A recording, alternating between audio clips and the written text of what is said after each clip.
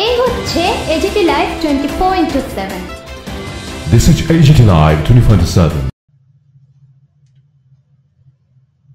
আবারও আমবাসায় আটক সেগুন কাঠ সহ সদ্য কেনা ম্যাক্স গাড়ি। আমবাসা বন দপ্তরের ফরেস্টার প্রাণেশ চক্রবর্তী জানান, কাঠ সমেত গাড়িটির বাজার মূল্য প্রায় 17 লক্ষ টাকা। গতকাল 4 আগস্ট ভোরে আমবাসা বন দপ্তরের বনরক্ষী বাহিনী এবং বিট অফিসারের যৌথ উদ্যোগে আটক করা হয়েছিল দক্ষিণ জেলার একটি নতুন বলেরো ম্যাক্স গাড়ি, যার মধ্যে ছিল পাচারকৃত সেগুন কাঠ।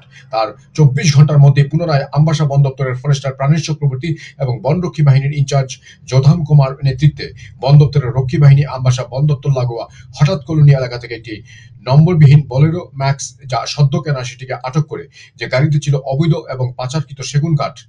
গাড়ি সহ সেগুন কাঠের ভর্তি অবস্থায় আটক করে বনরক্ষী বাহিনীর সদস্যরা। ফরেস্টার প্রাণেশ চক্রবর্তী বলেন, এই গাড়িটির মূল্য 18 লাখের কম হবে না। পাশাপাশি 80 থেকে 90 হাজার টাকার চেরাই করা সেগুন কাঠও উদ্ধার করেছেন উনারা।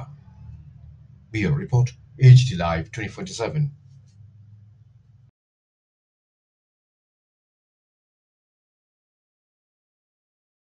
ওদের কাছে যারা থাকে হেল্প করার জন্য, যারা স্পাই থাকে, তারা সবসময় আমাদের উপর নজর রাখে বাইক দিয়ে বা বিভিন্ন দামি দামি গাড়ি দিয়ে, যেমন ক্রিয়েটা, বলেনো, এরকম গাড়ি দিয়ে ওরা খবর রাখে যে আমরা কোন দিকে মুভমেন্ট করি।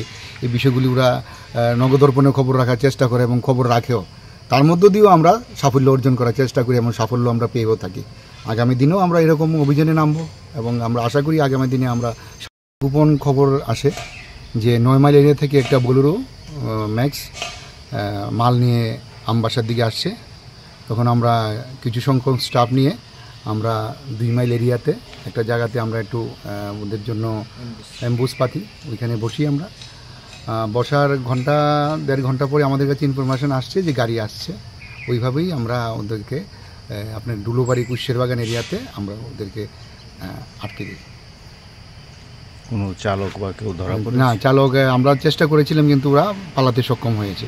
ওরা আপনার সামনে একটা ব্রিজ ছিল, ব্রিজ থেকে নদীতে ঝাঁপ দিয়ে পড়ে ওরা পালিয়ে গেছে, আমরা ধরতে পারিনি ওদেরকে।